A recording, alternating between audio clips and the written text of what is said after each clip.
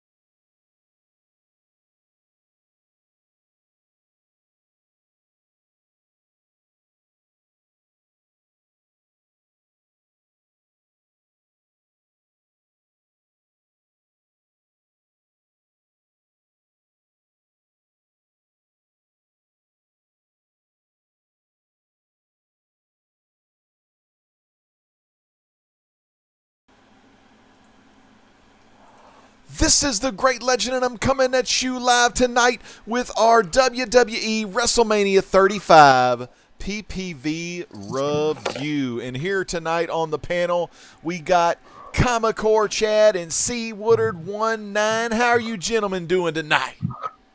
I'm living the dream.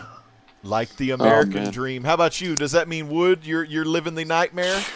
I feel like I've watched 40 hours of wrestling. Now I'm ready to talk about all of this, so let's do this. Dude, I'm so freaking excited. Before we get started in WrestleMania, let me just let you know that damn thing was an 8-hour show yesterday, or that's what it felt like to me. I think it went about 7.5 from the kickoff all the way to the final main event match, and then we got so much to go over. I'm going to be checking the chat real quick. We got a big shout out to JIBA, or the Jib Autolycus. He's thinking Raw was greater than WrestleMania. But Green Lantern 223, he says Raw was awful tonight. And then Wooders agrees. Sam, the architect, is in the house.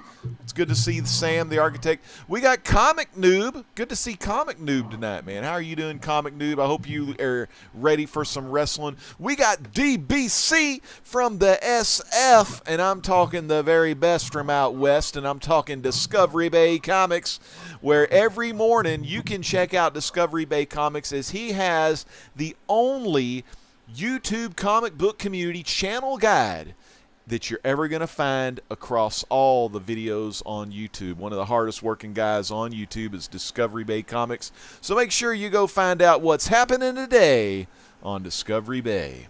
And next up, we got from the off-airs, from Splash Page's, titty bar, we have Evan Jalone. And Evan put out a video the other day. About time. It's been like a year and 6 months, Evan. We got Count Von Strange the Fourth. He says, what's good? And we got the next guy here making a huge impact across all live shows, Whodat Comics and Movies. So this WrestleMania, guys, I want to go from the kickoff, because the great thing about WrestleMania, Vince McMahon tries to make sure everyone gets their spot on the card. Of course, we didn't see Alicia Fox. She must have been hitting the bottles.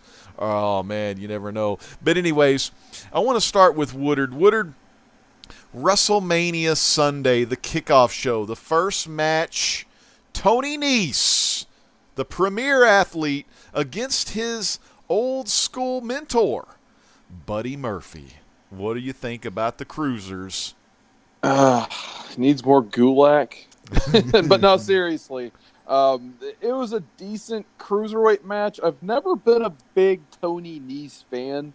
I love me some 205 Live. There's a whole roster of guys that I really like. So for them to pick Tony Nese on top of that entire roster to kind of be the challenger in their WrestleMania Cruiserweight match, I was really scratching my head as to what they were thinking here. But, as the match started and progressed, I finally saw what they're going for. I think, whoever, I don't know if it's Triple H or whoever's in charge of 205 Live, I think they see another Buddy Murphy and Tony Nese, and the way he was going and, hitting those reverse Hurricane Ranas and stuff, he might have the ability of Buddy Murphy. So, I mean, Buddy, since that Super Showdown last year in Australia, he's really, shown his talent in the Cruiserweight division. So I think, they're starting to back Tony Nese, obviously. And he's a local guy, too, of course, to New York. So they wanted to put the local guy in there.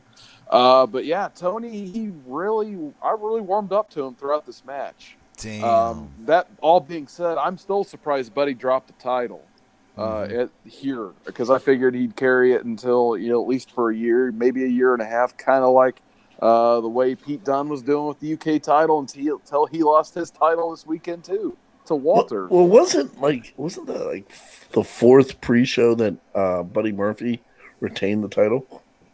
No, at least I think out of all of his defenses, only one of them was on an actual pay-per-view. Everything else, like since he's won the title, has been a pre-show. Yeah. Okay. So, and he's had that for a minute too, because Super Showdown was like what, last summer? Yeah, in Melbourne. I think. Yeah. So that was at his hometown. But yeah, I figured Buddy would hang on to that for a while. That all being said, it was solid Cruiserweight action. Since this first match, I just started. Figured I'd start with a 3.5 out of 5 to rank this one. Damn. How about you, Chad? What did you think about these cruisers? When Nese hit that 450 splash and Murphy kicked out, those cruisers are putting on some awesome shows. Nese hit that German suplex at the end to win. I'm going to go 3.5 as well. Damn, 3.5. And you know what? I'm going to go ahead and give it a 3.5. Y'all made up some kick-ass points. He did, while Buddy Murphy was hanging in the middle, like, rope, he did that moonsault. Oh, dude, that was like picture-perfect moonsault. Dude, I love that. It's that springboard moonsault from the apron. Was really freaking cool. And, of course, when he kicked out of that Murphy's Law and then right back, Nese did, like Chad mentioned, Nese did the German suplex into the lower turnbuckles. And then that set him up in the perfect position for Tony Nese's running knee to cap the whole thing. And, dude, I'm with y'all. 3.5. Those cruiserweights put on a clinic. High spots galore, but that's what they're paid to do. And that's what the fans want to see. And you know what? We have some people in the chat that is joining us. And we got many more matches to talk about and much more to go during this show. So let us know in the chat what your favorite matches were, what you thought about them, man. I mean, we want to know. A Poor Man's Comics, PMC, he is where it's at. He was at C2E2. Man, with me, Seawood 19, Brandon Stawinski, and Jennifer Courtney. We had an auction moment over there, and I think PMC got a kick-ass picture, too. PMC says he hates the Usos. Damn, PMC. Dang. Stacy's. What's up, Stacy? It's good to see my main man, Stacy, up in here. Weekly comic book picks. Man, it's good to see you, Stacy. But back on into the show, we're still in the kickoff. We got a 2-hour kickoff show. Numerous panel members. I don't understand why this wasn't on the main show. I think since you had the women doing the main event. Yeah, what about the Leprechauns? Yeah, give the Leprechauns some main events. Give them the main show, right? Yeah. They needed it, man. They really did. Boy, when they do them Spanish flies and all that off the top turnbuckle, man, you can't get no better than that, man. You can't get no better than a Freddy Krueger sweater. You only find it here, people. All right. Now, what was that next match? Was it the Women's Battle Royal? Was that the second one? This should have been on the main card. Another main card. I'm telling you right now, women all day. I love women wrestling. 4.5. Damn. All right, 4.5 for the Battle Royal. So, damn, Chad's out quick with the quick 4.5. Woodard, what did you think about this Battle Royal during the kickoff show?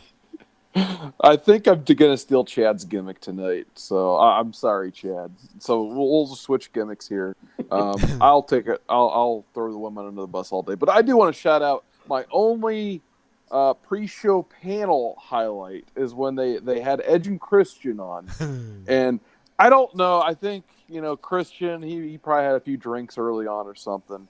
The only funny line I heard all night was Christian. He just goes, "Thanks to Daniel Bryan, I'm now 21% vegan."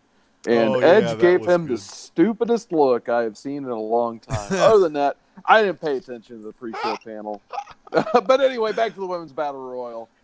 Some of the notes I took, Lana, she looked great in her Wonder Woman gear, but man, she was extra botchy tonight. Oh man, I'm trying to think of who she almost dropped on her head, but it might. Oh yeah, I think it was the Ember Moon finisher. The Eclipse, like she took it so terribly. Yeah, And, the flipping stunner. Yes, off the top. flipping Yeah, stunner. By the way, middle. great to see Ember Moon back. But yeah, she decided to try her finisher way too many times. Well, In the middle of a battle royal. Question on the botch. Did she botch her commercial too? Because she lost her accent during the commercial. She hasn't had that accent for a couple years now. Like she dropped it randomly about 18 months ago. Yeah. So that's been gone like Kofi's Jamaican accent. It went the same route. But Lana got to eliminate Ember Moon for some reason, which I was shocked. And then Mello won because she was from Staten Island. If you're going to have Mello win, you may as well just had R-Truth win the Battle Royal. I think that would have at least been much more entertaining. Damn straight Just because, or at least have R-Truth in it being confused, and then he just gets thrown over by, my girl Kairi Sane or something. That would have got a laugh out of me. I'm only giving this a 2 out of 5. This match was a mess. Like there were, like I said, the Ember Moon finishers being botched all over the place. People just randomly falling out of the ring. I think Carmella's done that exact same spot in a battle royal previously. Except Rumble, this time she actually, I think it was at the Rumble. She hid under the ring forever. This time it actually succeeded, but I don't know. I just did not enjoy this. I'm sorry. Yeah, I'm with you as well, Woodard. I'm gonna get it a 2.5. It does give Carmella, probably a title shot in the future. But I mean, we've seen her hide under the ring before. We've seen the dude toss the briefcase to her. I mean, it's a cool gimmick, to have her just be a cheap ass and you get where she is with cheap moves and cheating. But still, it was a train wreck inside the ring. Oh, so much crap. And it was kind of cool to see the Viking girl. I can't remember which War Raider she's married to, but it was cool to see her thought that she won. Sarah Logan. Yeah, Sarah Logan. Then she didn't win. I was like, oh. My girls, the Riot Squad, they put up a decent showing at least. And, another great thing was they gave Dana Brooke a little love, and she got to run some train on some Liv Morgan and some Ruby Riott a little bit with some moves, But did you hear the crowd chanting for her? She was over with that WrestleMania crowd, Dana Brooke was. Yeah, I think when she came out and did that heartfelt deal to Ronda, on the mic weeks back, I think it, gave her a little bit of love and stuff. So that was kind of cool. She needs some love, But let's go to check the chat again. We got Flamin' Sheila. Flamin', it's good to see you in here tonight. You and Sam together again because Sam does love to burn it down. And, well, let me say, Sheila, you are flaming tonight. Man, great to have both of y'all here. Try to, keep some space between you lovebirds, if you know what I mean. Now, JIB Autoclus, he says, only problem with the Cruiserweights is they recover from the big moves so damn fast. And you're exactly right. If you hear the wrestlers of today, the older wrestlers like Randy Orton, even though he's not too old, but those old guys hate that these young guys ain't selling long enough. They're not laying down long enough after these moves. And speaking of laying down, these next guys don't lay down for nobody, but man, the Revival I think the Revival work their ass off all the time in that ring. They actually make their opponents look better. I mean, they're just like they've got that Jake the Snake brain. They know what to do to piss the crowd off or to make the crowd cheer. So they got that, and they can. I guess it's called the in-ring psychology, but they just know what to do and when to do it. And then old Hawkins and Ryder. Zach Hawkins and Ryder, man. I'm going to go ahead and say it. I got to give this a 4.0. 4 stars because the match itself was really good. They teased the losing streak, the 269-day Kurt Hawkins losing streak. You know, they kept teasing it, and they had a lot of close pinfalls, a lot of roll-ups, a lot of close 2.5 counts that really got folks on the edge of their seat during this kickoff show. So I'm going to go 4.0 stars. Chad, what about the Revival and the freaking Zack Ryder and Hawkins? So I'm going to go a little higher because I like these guys because of their YouTube channel. Oh, the figures. Yep. And the fact that they were able to repeat tonight on Raw, 4.5. Shit, that's awesome, man. So I haven't watched Raw yet. So Chad and Woodard at the very end of the show, they're going to kind of talk about the Raw tonight, and I'm just going to listen and get some spoilers. But I'll watch Raw tomorrow on Hulu. But how about you, Woodard? What do you think about the Revival? And then what was their old name called? The Edgeheads or whatever. Yeah, they were the Major Bros. Major Bros and Edgeheads. God. Yeah.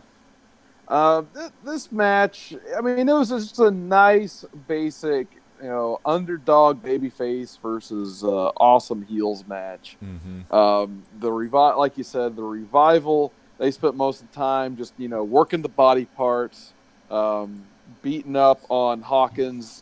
My highlights were mainly of they kept Dash calling and Dawson yelling at Ryder, like, you're tagging with this guy still? Yeah, this guy sucks. They kept you're saying, actually not bad, but this guy's terrible. They kept saying he's a loser. Yeah. So he's dressed in his villain. New York Jets gear and everything. Hawkins was. I wish there was a little bit more definitive win than the roll. I understand, though. Hawkins probably doesn't even have a finisher, so that's what I was kind of wondering. Yeah. So I guess, the roll-up or the ghoul-up is basically his finisher. Mm-hmm. I'm giving this right down the middle, 3 out of 5. I wasn't blown away by it, but I understand why it happened. They're both, from Long Island in the local area, so it definitely gave that crowd a good moment going into this next train wreck of a match we're about to talk about. Oh, man. And what match would that be, Woodard? The Andre the Giant Battle Royal. All right, I'm going to let you start this one, Woodard, but real quick, all I want to say to you is the Harper and Strowman stare-off. Damn. Go for it, Woodard. Yeah. First off, the first note I took is Harper, my boy. He's back. Thank God. The good Harper, too. Dirty shirt and blue jeans. Yep. So hopefully he got his first name of Luke back on top of this. So, like you said, I was watching that stare down. The crowd was popping like, yeah, get the Wyatt boys back. And then, here comes the rest of the mess. They just attack them. We never get to see that showdown between the former Wyatt bros. So they tease it. We don't get it at all. And Ali took a good shot to the table on his face. Yeah. But just I feel like, when maybe we're spoiled by the Royal Rumble, where they're very planned out throughout the entire day. The road agents get all the talent together and they kind of coordinate exactly, the eliminations, the entrances, and all that stuff. And then you have battle royals like this where I guess they're just busy all weekend. They're doing access signings. So it feels like in these battle royals, the men's and the women's, they just make it optional for the talent that want to actually be in there. And they're just like, okay, go out and get your Mania paycheck. And then, you're not winning, so just get eliminated randomly. And it's like the middle of these matches are hard to watch. You don't know who's going out. Exactly, yeah. And then they're landing on each other and everything. And there's just, I'm trying to think of who landed on it. But there were definitely a couple botches just in the eliminations. And then, the main build of this match is to just get everyone thrown out as quick as possible so Braun Strowman can have fun with the SNL idiots, which I could have gave. When did those two become celebrities? Because they always They're not. And I'm still trying to figure out who they are. They're the Weekend Update dudes from SNL, which, boy, SNL, that show's still on? Apparently it is. They're no Dennis Miller or Tina Fey. They're not even a Kevin Nealon. Oh, yeah. these, I like I I like said, Norm, I could like have Norm cared Macdonald. less. Norm Oh Macdonald's yeah, my Norm favorite. Macdonald. Just dry humor. Or just the original Chevy Chase. I Oh, mean, yeah. we could name, Jane Curtin. We could name so many better people than them that have been on that same show. But like, I could have gave two craps about these guys, and yet somehow, because it's live from New York, It's once Saturday again, they night. got to appeal to 80,000 New Yorkers, Mm. even though a percentage of them are from New York. That's why a lot of them it took them forever to get home. Yeah. I wish that. Yeah. Oh my God. I that could was only a imagine. cluster, wasn't it? Yeah. But we'll get more to that later. Yeah. But it's just like they could have did this spot at any point in the match. Like, say everyone gets knocked out, then have Braun do the thing. Don't throw the entire B Squad roster over the top of the rope and then go into this whole thing. They may as well just let him win at that point because we're all losers anyway.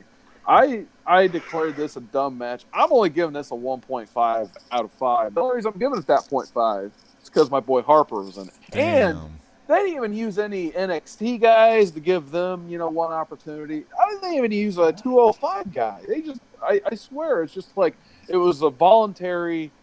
We never even got like people like Sanity. Kevin Owens knew better. He didn't show up in this match. Dean Ambrose, he's like, F that. I'm not going to do this match. So it had to be just like a volunteer paycheck match. Mm-hmm. That's all I got to say about that. I bet you Ambrose probably stayed in the hotel room. I doubt he even went to the building. Oh, yeah. He knew traffic was going to be terrible. Oh, man. Hey, that's right. Chad, what did you think about the big battle royal? Andre the Giant Memorial Battle Royal, too. Do you think Andre would be kind of pissed seeing a couple SNL freaks get in the ring? Ugh. So, I'm going to drop some Legends truth. Hell yeah, let's have this one, man. A couple weeks ago, I was on a plane. I land in Washington, D.C., and I see this giant man in first class. 6 o'clock in the morning. We flew from Pittsburgh to D.C. He gets off the plane. He's walking in his bare feet. He sits down. He's putting socks on. He's putting his socks on. I walk over to him and I say, "Hey, Mr. Strowman, my name's Chad. Do you mind?" He looks at me and he shoos me away like I'm a fly. Yeah, you called him by his wrestling name. And he's like, "Go away. Go away." And I went, "Okay." So don't let your ego get too big. Don't forget about the people that got you where you were. That's right. So with that being said, 0.5. 0.5. Chad, didn't you meet someone else who was in this match, Chad?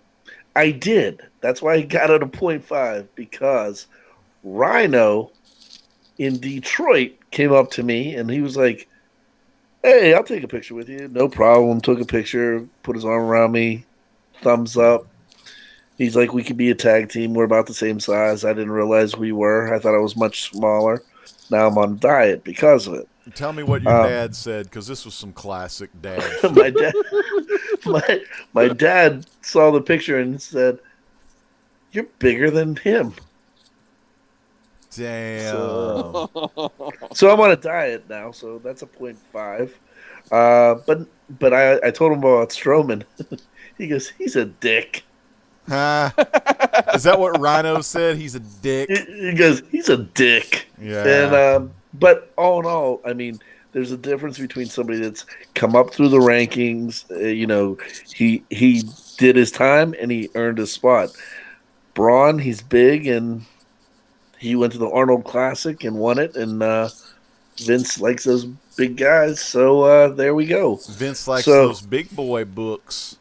Exactly. And he specced out on Braun and said, "This is going to go up in value." So I'm giving that one, for all the speculators, 0.5. Yeah, that Battle Royal, I'm going to give it, I'll go in between the 0.5 and the 1.0, and I was trying to find that damn Rhino picture in all of our chats, but I was going to show it real quick, but that's all right. Believe me, guys, this Rhino picture, Chad and Rhino, they look like they could be fucking brothers, man. They could both be in a tag match.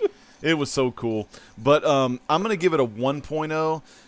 I was so pumped, and man, I was on the edge of my seat. I had my dad over, I had my buddy Hank over, and I was like, I was loving the whole Luke Harper and Braun Strowman little like face off right there. I don't know when they're gonna meet up again, but when I saw Harper wearing the blue jeans and the old shirt and everything, I immediately thought of old freaking Brody Lee or whatever his old, the old name was, And man, how much they could do with this guy if they just make him the Bruiser Brody 2.0. I mean, they could do so much with this guy, but damn, I mean, they just don't. So I'm giving that Battle Royal a 1.0. 1 stars. Man, purple freaking label. I don't know. It was just like, damn. No, I it mean, ain't even the purple. trophy is terrible. It looks like a pop Plastic that trophy. melted. Yeah, it looks bad. I mean, the May as well be trophy made of looks chocolate horrible. at this point. I mean, I've seen 3D printed stuff look better. Well, so the kickoff show, 2-hour kickoff show, and it was done. But real quick in the chat, we got a lot of love going on from Mastodon Comics and Collecting. We got Donnie. He's laughing, having a good time tonight. And JIB, we saw it. Anyone see the Ali smack his head off the corner of the announce table? Yep. When Luke Harper got him in that suplex, of course, the big boot came from Strowman. Yeah, that looked like a bad move. They probably shouldn't have done that move, but you can't ever equate for what kind of strength Strowman's going to use to do stuff. I mean, he could, blow on you and you'll fall down. It's like the big bad wolf or something. But, the whole thing starts with the WrestleMania host, Alexa Bliss, introducing Hulk Hogan, where he jokingly says the stadium as the Pontiac Silverdome. Remember from the old WrestleMania with The Rock and Austin. But before the whole thing was done, he ends up fucking up anyway, saying he called it the MetLife Center. And it's the MetLife Stadium. It ain't a center. It's not got a damn dome on it. Damn. What did y'all think about the little Hogan and Alexa Bliss thing? It's nice to see Hogan come out there. I mean, he's up there. He's just getting old. She wanted her wrestle. What is her deal? Why can't she wrestle? She was injured for a while, and I think she's cleared from that injury, but they didn't have anything for her, so they kind of let her do that. I just kind of don't see the point of her, and she gets a lot of publicity. She was on Jimmy Fallon promoting the show, but I mean, on the microphone too. How is she going to be getting a WrestleMania moment if it's not with the immortal Hulk Hogan? Damn. I mean, that was pretty cool. And all she had to do was host the show. So, I mean, she got a lot of... And, the thing about pro wrestling, if you get camera time, you're doing damn good. That could be escorting wrestlers to the ring as a woman, a female valet. Could be a male valet. You could have Bo Dallas and Mr. Perfect's kid, Curtis Axel. I mean, as long as they're on TV, that's pretty damn good in my book. What did you think about this, Woodard? Yeah, I was all right with it. I mean, obviously, Alexa Bliss, they still look at her as that upper card talent. But, you can't really just, at this point, she's definitely going to be throwing in with the Ronda Rouseys and Flairs and Lynches. So, but you still want to, keep her fresh in the fans' minds and give her that spot because she is one of their, top talents in the women's division. So, kind of like they did with New Day a year or two ago, just put them in that host spot because, why not? It puts them on TV, it keeps them relevant, and it puts them on the Mania card. I definitely don't have a problem with Hogan. Love him or hate him, there would be no WrestleMania without, not only Vince McMahon, but Hulk Hogan. Right. I mean, Hulkamania was part of the reason it boomed the way it did for those first 8 or 9 years. I'm glad. I'm glad Hogan's back. Yeah, he definitely earns any spot he gets. Coming up the Mania, even though if he botches half his lines, he still has fun, gets the crowd pumped up going in. And for us, Hogan was our hero growing up. I mean, everyone loved Hogan. There was a tag team that said if it wasn't for Hulk Hogan, there would be no Harlem Heat. Oh, that's right. That's right. They said that at the thing at the Hall of Fame ceremony. Hell yeah. He goes, "That's your best tag team right there." Mm-hmm. And it was said the rumors came in that New Day was unhappy with the Hogan stuff, but Hogan went up to Big E and I think the other New Day members and made amends with them. Just kind of apologized to him, and they so they're all good. So hopefully Hogan will be back for more action in the future. But man, during Hulk's music, the end, when Hulk and Bliss were going to go to the back or whatever, Hulk supposedly, I was reading the dirt sheets, Hulk didn't know that they had changed this. Vince loves those last minute changes, and this match wasn't supposed to go on first. And the match we're talking about is Brock versus Rollins. Seth Rollins against Brock. So when Heyman came out to Hulk's music, Hulk didn't know what was going on, and Hulk kind of gave a funny little shoo, get out of here thing to Paul Heyman. But man, we had Brock with the Universal Championship against the Beast Slayer, and I love that. I started laughing. I kept thinking Beastmaster. I was just cracking up with the whole sword, and like looking like Conan the Destroyer type shit. But man, it was a great match. I'll start this one. I'm going to go ahead and give this one 5 stars because Brock dropped that fucking belt. Thank you, Jesus Christ. He fucking's no longer the Universal Champ. I was so happy. Seth got them curb stomps in. Damn, I love this match. Chad, are you glad the Beast was slayed last night? He ultimately had to go back to Las Vegas to make that ultimate decision of where he's going.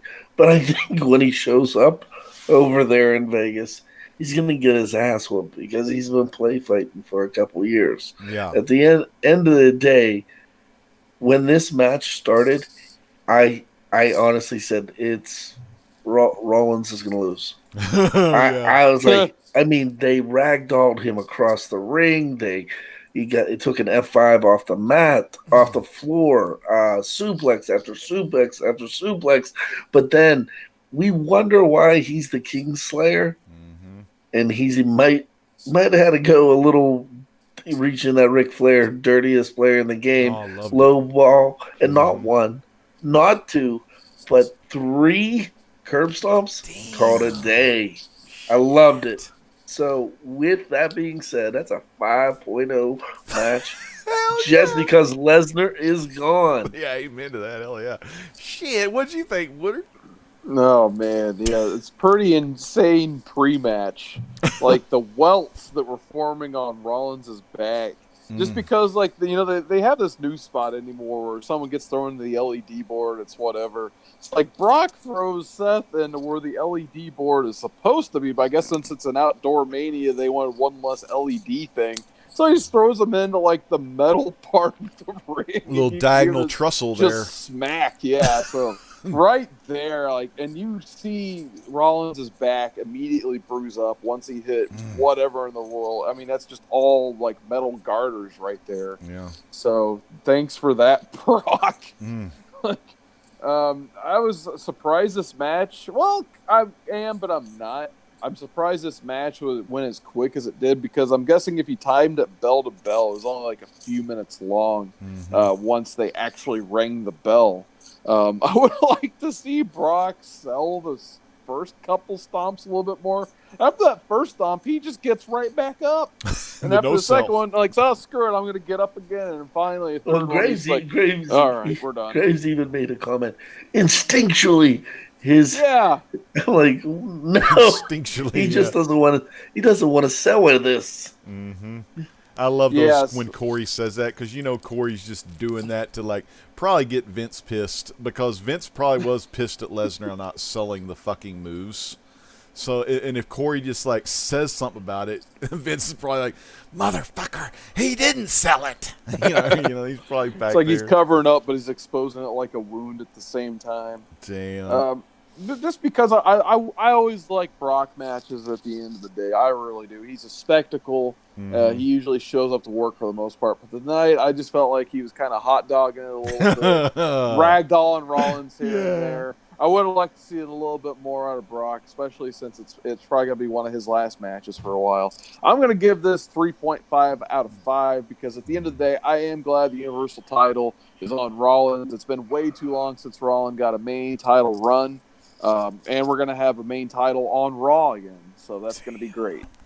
Man, I'm pumped up for that. Let me say hello. I'm so sorry. Comic Book Gallery, if you're still there, man, big shout out. Thank you so much for watching. And Mr. D says Raw was terrible tonight too, which is pretty. That's every Monday. Mr. D said where after the Kofi Bryan match, it was a snooze fest. And it was a botch that the WWE will use to open the door for her return in 6 months to a year, most likely. So we're getting there, Mr. D, but it's great to see some D in the chat tonight.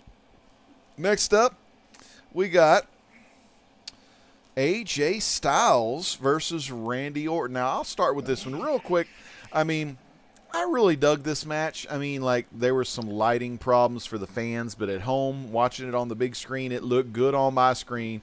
And, man, Styles, age 38, he made his WrestleMania debut, but the phenomenal one, man, he continues to build on his WrestleMania legacy by facing one of the greatest of all time. I think it's 13 or 12 time. I can't remember. Him and Triple H, they always kind of trade off the belts, but man, RKO, Randy Orton. I thought this match had it all. It had a little bit of, it was just kind of like a good one-on-one match. No cheaps, nothing like that I saw. But Styles, man, got out of a lot of RKO attempts, which was fun because when you do those RKO attempts, you're teasing the audience. You're like, oh, shit, is he going to get? Oh, no, he didn't get him. So they do that about 2 or 3 times to really get the audience off the edge of their seats. I thought this was just as good as any kind of one of those Undertaker-type matches, where he fights famous people.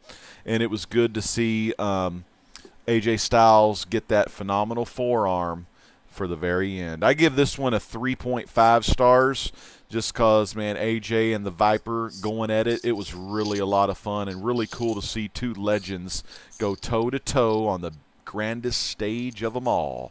Seawood, what do you think about AJ and Orton? Yeah, as I said, I pretty much agree with most of those notes. If there's 2 guys on the roster that kind of deserve like their own one-on-one match without any stakes on the line or anything, whether it be a title or a career or what have you, it's Orton and AJ. So I think it was kind of just natural that they threw those 2 in a match together. It was the natural selection. No pun intended. It's just like they really didn't have too many other plans for him, but it's like we got to have AJ and we got to have Orton at WrestleMania. Why not just have a one-on-one match because they're on the same brand? Yeah. And that felt like that's exactly what happened. But in the middle of this match, I felt like, I don't know if it's because the pre-show was so long, and then they got the excitement of seeing Rollins win the Universal, but it seemed like the match just dragged, and the crowd just kind of went into business for themselves, basically. Well, like it was they kept Monday saying they were shouting, "Shut those lights off," because they had a lot of these is that bright. What they were shouting? Yeah, okay. They had a lot of bright yellow lights, and if you look on Twitter at some of the images, it looks Yeah, like the sun. It looked like Oh, sunlight. it's ridiculous.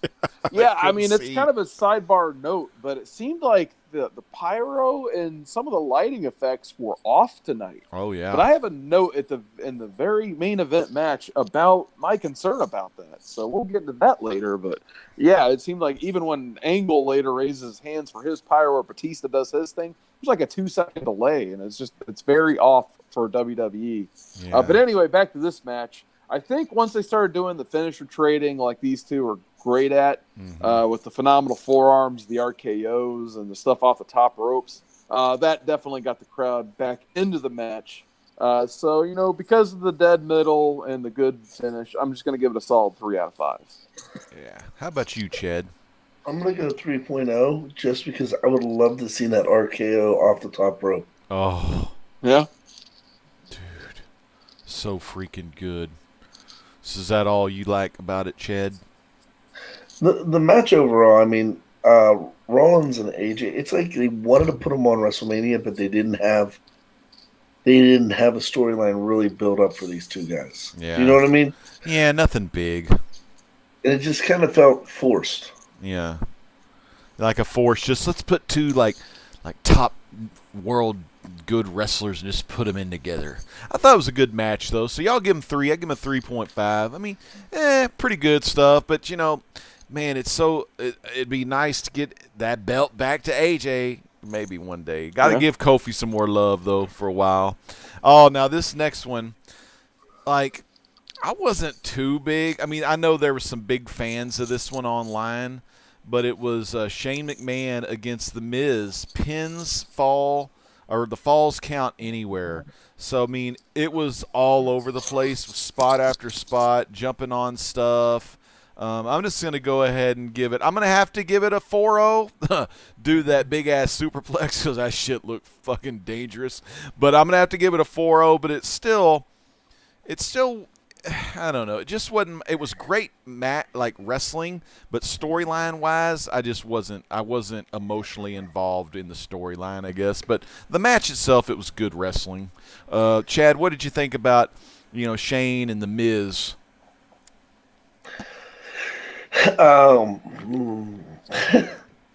Miz did well. Miz helped Shane. Shane's punches were there. Mm-hmm. But when they crashed to the cardboard boxes, let's just say they're cardboard boxes. Cardboard boxes. And then they counted the 3 count because he was passed out laying there as they're just doing a belly-to-belly suplex off the top rope. Mm-hmm. Man, it was gone too soon. I'm going to give us a 3. Yeah. How about you, Woodard? Those Shane punches every time. Potato These punches may be the worst. I say this every Shane pay-per-view, but these may be the worst Shane punches yet. Those first ones, oh my god! Like, if it was any other wrestler, Vince would have them out of a pay-per-view, maybe out of a job. But luckily, he's Shane, and he doesn't have to worry about that type of stuff because he's family. I did enjoy Mrs. Dad in the ring. Oh, and Shane helped his fighting posture. Yeah, Shane helped his fighting stance and then still knocked him out. So that was, he just went down like a sack of potatoes. He just lay there dead. And then Miz is like, maybe I should check on my dad real quick because he's kind of dead. And he just opens his eyes like, yeah, son, I'm fine. Go wrestle. I'm just going to lay here. Like, really loud. So that was funny. I love the spot with the international announce tables because you don't get to see them at all too often. Usually it's like the ringside announce guys, they get their tables busted up. But then like Shane and Miz, they go up there and cause havoc. And then they cut to the announcers all at the same time up there. And then they cut back to Graves, who calls it. He's just like, that's like an argument at the UN up there. Oh, yeah. I love when they do that one. Yeah. I believe they destroyed the Hindi announce table or the French one. I wasn't sure, but one of them did it. There was a really nasty spill. I think it was Shane who took it. On the golf. Like he was JIB Autolycus says when Shane bounces off the golf cart's roof. Yeah. And then he falls like 8 feet. I don't know if he was supposed to go through the golf cart roof or what. But he bounced off of it like a basketball and landed head first onto the concrete. Yeah, so oh my god! No idea. Hardcore matches. It's like ECW all over. Like it kind of reminded me a little bit of I think it was WrestleMania X7 where they had Kane, Big Show, and Raven, and that just ridiculous brawl where Raven almost cut the feed to the arena. So that was pretty nuts. But the finish ruined this match for me. Just the whole we got to do the high spot. But then, somehow Shane just lands on Miz and wins. I know that was with, stupid. almost no offense. So I guess the story is Miz is, Miz is, he got too heated and took himself out of this match. So I'm just going to give this a solid 2.5. I guess it's not solid at all. 2.5 out of 5. Decent brawl. 2.5. Dumb start and finish for me, though, with the Shane punches and the Shane plex off the top. That he got suplexed. He didn't even give the suplex anymore. Did you enjoy the suplex? Did you Not really. I mean, you could obviously see it was cardboard boxes, right? Oh, yeah. Absolutely. Yeah, thickness. That still would hurt, though, because even if you stack a lot of cardboard, that's just still going to, like, hurt. But hopefully, you know, the good thing about it was Little Nate, the ref, was there. And, of course, he did the classic, you know, he holds their hand, and then the wrestler squeezes Little Nate's hand. You know, the wrestler will squeeze the ref's hand, letting them know they're okay. One squeeze, wrestlers are okay. And then trainers came over to make sure, and then they got the squeeze of the hand. So they were good. Kind of just like y'all said, stupid where Shane just was on top of him and just gets the win. I was like, come on. Some of these matches just felt like they had to happen. Yeah, they had to be on there. And I don't know if Shane's just like, hey, every pay-per-view, I want to be on the card. I'm kind of over Shane. I'll be perfectly honest. Yeah, get him out of there. He's taking up spots just like Triple H is taking them up. How about this? Comic Noob's got a question. Was that Chad snoring? LOL. No, that's just my breathing. Yeah, he's just breathing hard. And he's got a dog, I think, that's close to him. Is the dog down there resting? He's laying on my lap. Yeah, he's probably getting some good snoring in. You know, the next match was just pretty crazy. It's like, how many people can we get in a tag match? Oh, I know, 4 teams. So we have the Boss and Hug Connection, Bayley and Sasha Banks against Nia and Tamina, the Iconics, and Natalya and Beth Phoenix. Man, I tell you, this match, I'll start with this one. I'm going to go ahead and give it a 3.5. I wanted the Iconics to win. I didn't think they were going to win. Like I figured it was going to be like either Natalya and Beth Phoenix or the Samoans. I knew that the Boss and Hug Connection were going to lose it, but man, I thought it was really cool to see the Iconics win this thing. Man, I got to go 3.0. Damn. What did you think, Chad? The Iconics. So the Iconics are like a second thought to me on this match because I thought Beth Phoenix did an excellent job coming off. How many months or how many years she been 6 gone? years.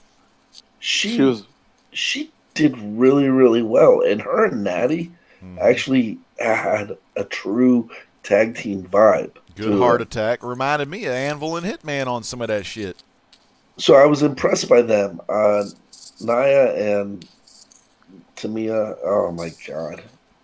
Botchmania. I mean, Samoan did you notice that Botchmanias.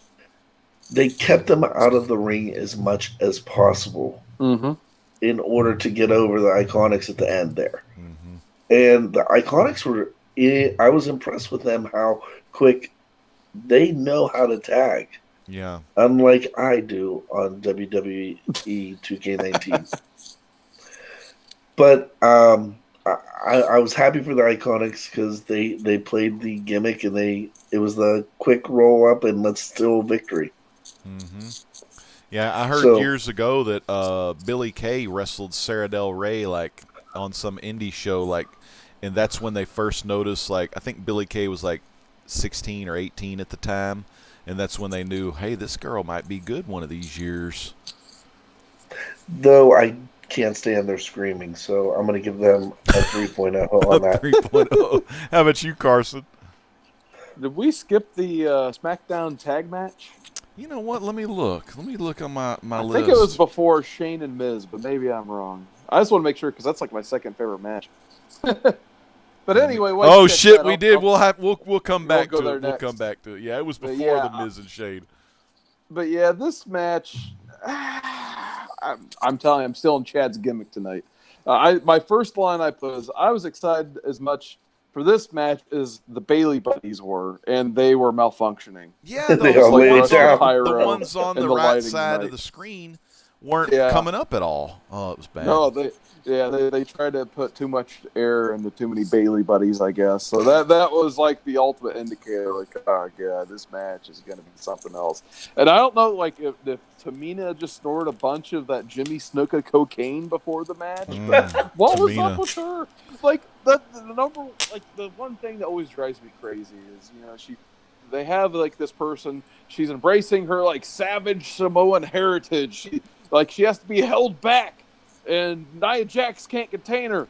The bell rings. and they lock up. Like, no, you go crazy, throw a punch or something, and then like that made no sense. And like Chad said, it's just like they immediately get the Samoans out of there because they know that they can't wrestle still after all these years. They're gonna hurt somebody. Yep. Exactly, they have hurt people. Yeah. So They're too dangerous. I mean, at the very least, you can kind of tell, like, the Nia Jax push. I mean, she came out at the Royal Rumble, the Men's Rumble, and the Women's Rumble. She was being pushed heavily then, but somebody has finally realized, like, she's not the best wrestler, and she's dangerous. So, luckily, they've dialed back her push. To agree with your guys' points, I think, the Natalya Beth Phoenix tag team, as much as I kind of don't care that Beth Phoenix is back, they are still solid hands in the ring.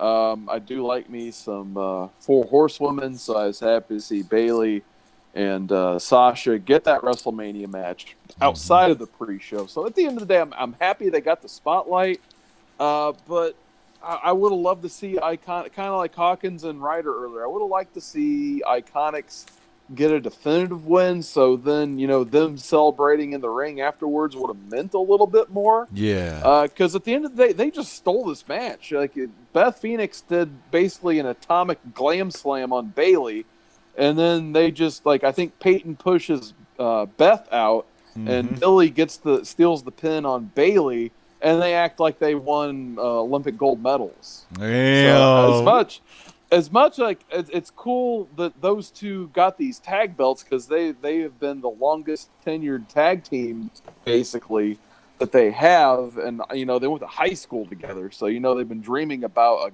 a moment like this. But to win it in that fashion and celebrate the way they did, I thought it rubbed me the wrong way a little bit. But hey, I do love me some Iconics. So I'll just go ahead and give this a 2 out of 5. 2 out of 5. Chad, you gave it a 3.0 though. You like your Iconics. I love the women wrestlers. I think the women have been doing awesome. Oh man, I think they have. I mean,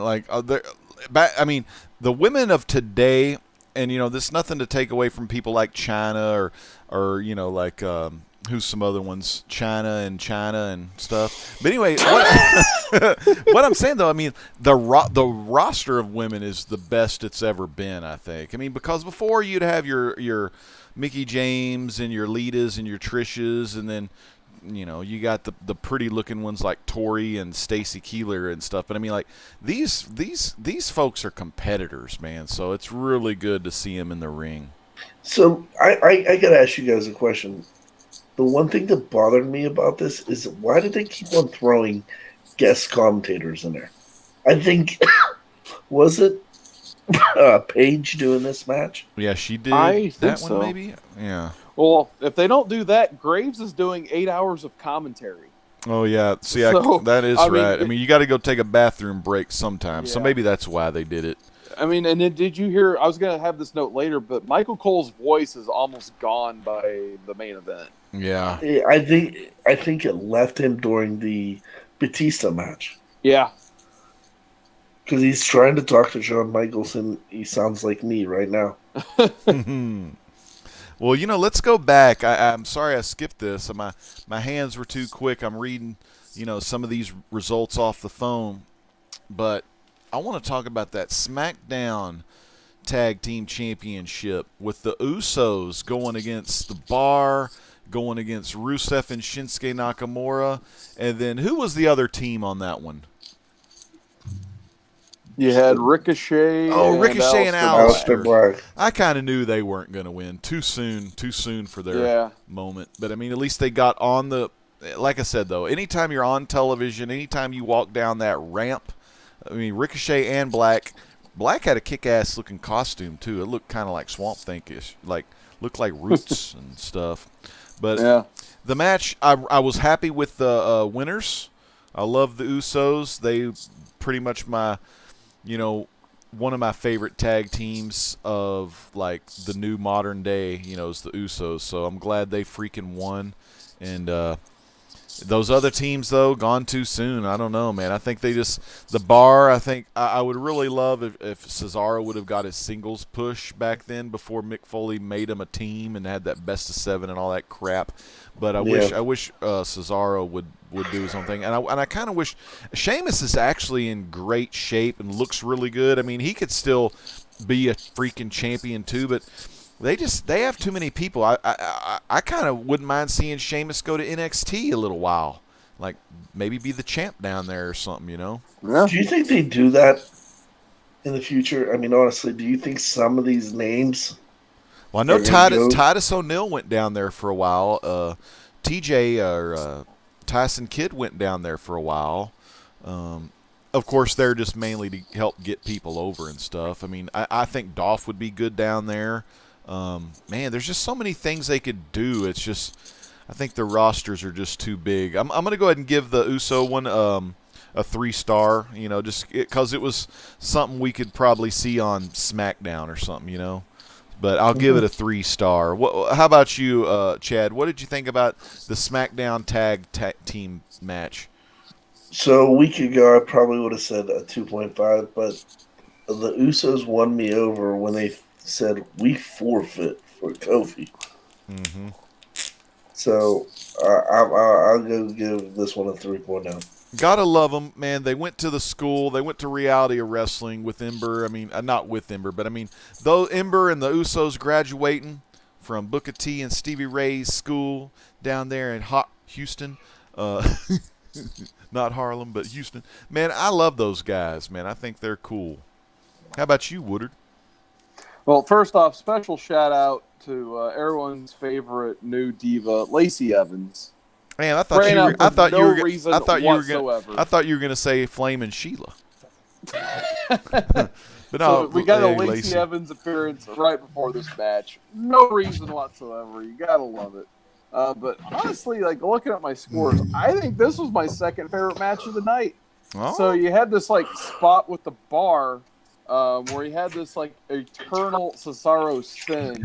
That was funny. And then Sheamus is doing the beats of the Balor on everybody in the match. Yeah. So that really woke up the crowd early. That in this match, that spin. What do you think it was? The 3-minute spin? It felt like it was lasting forever. Felt like forever. Yeah. I think it was on Ricochet. I think if I remember right. So Yeah. he had this like the littlest guy in the match. It was like we're doing this for as long as I can have a brain, basically.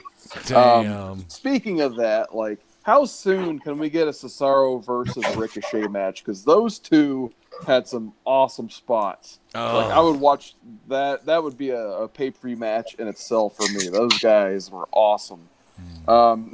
Speaking of Ricochet, he had the most like indie wrestler move I've ever seen in my life, and that's when he broke up a pin with a shooting star press. Oh yeah, ridiculous. And you guys playing WWE 2K19 with me, you know how much I love me some Ricochet and some stupid high spots that just don't stop.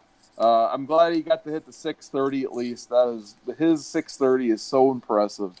But I'm glad overall the Usos won because they got that redemption from last year when they got their first ever WrestleMania on-card match as a tag team and lost in minutes to the Bludgeon Brothers.